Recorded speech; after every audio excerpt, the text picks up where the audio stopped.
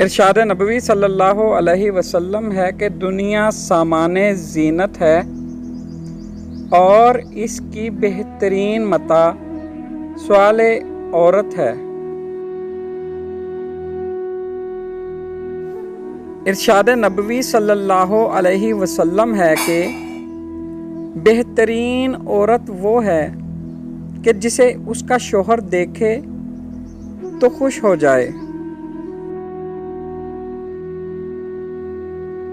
इरशाद नबवी सल्लल्लाहु अलैहि वसल्लम है कि औरत से 4 चीज़ों की बुनियाद पर शादी की जाती है।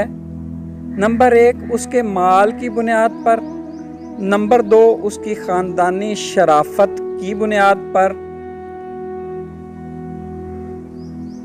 नंबर 3 उसकी खूबसूरती की बुनियाद पर, नंबर 4 उसके दीन की बुनियाद पर।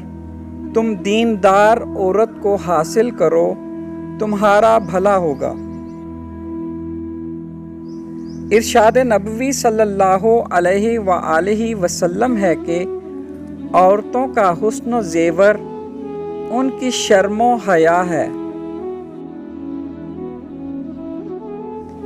इरशाद नबवी सल्लल्लाहु अलैहि वसल्लम है कि बीवी का इम्तिहान गुर्बत में और दोस्त का इम्तिहान मुसीबत में है। इरशाद नबवी सल्लल्लाहु अलैहि वसल्लम है कि तुम में से अच्छे लोग वही हैं जो अपनी औरतों के साथ अच्छा सलूक करते हैं।